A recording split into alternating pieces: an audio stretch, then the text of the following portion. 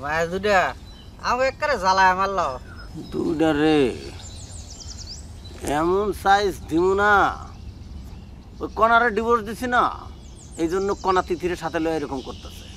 কাম সারছে না। আরে এটা ডিভোর্স না, ব্রেক আপ। আরে সারাম দাদা, একটা হইলেই হইল, দুইটাই তো সারাতারি। শোন, ওই দুটারে আজ রাতে এমন মজা দেখাবো না, সারা জীবন মনে রাখবো। কি কস? কানটা নিয়ে আয়, কানে কানে কই। প্লেনটা ল্যান্ড করতে হইব। ধর আমার একটু ধর।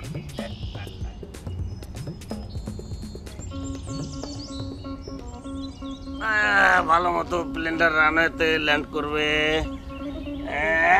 ল্যান্ডেড।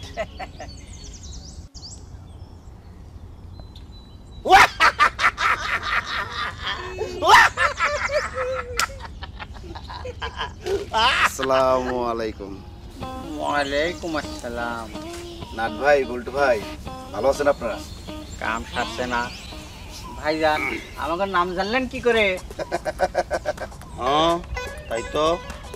ভাইজান, এই যে আমি একজন সিদ্ধি বাবার শিষ্য, আর আমি একজন সিদ্ধি বাবার শিষ্য হিসাবে আপনাদের মতো গণ্যমান্য শিষ্য বাবাদের চিনব না, এটা কি হয়?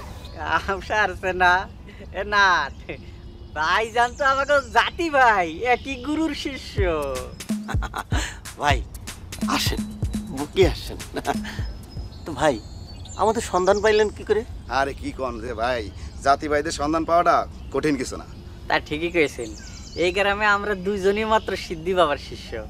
মানে মাত্র দুইজন? হ্যাঁ আমরা দুইজনই, আর সবাই বাবার শিষ্য। বাবার শিষ্য মনে হচ্ছে ইয়া বাবা, মানে সবাই বাবা খায়। আরে ভাই খাবি খা, আমাকে মতো ভেতর জিনিসপত্র খাও, স্বাস্থ্য ভালো হবে, শরীর ভালো হবে, তাগত বাড়বে। তা না সব ছাই পাশ বর্ষ খায়, খাইয়ে জীবনটা তছনছ তামা তামা ধ্বংস করে ফেলা দিল। তাই ভাইজান বাদ দেন, সবাই তো আর এই ভালো মনে বুঝে না, তাই না? আচ্ছা ইয়ে ভাইজান, এই আপনাদের কাছে আছে নাকি? কাম সারছে না ভাইজান, তো আমাকে লজ্জায় ফেলাই দিল। না লজ্জার কিসের?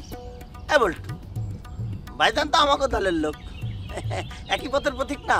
সত্যি কথা বলেই ফেলি ভাই। ভাই হয়েছে কি, মানে আমরা দুইজন তো অল্প কটা টাকা দিয়ে অল্প একটু কিনছিলাম, তো সেটা খাইয়ে টং হয়ে বসে আছি।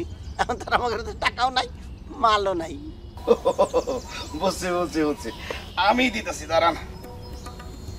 এই যে ধরেন।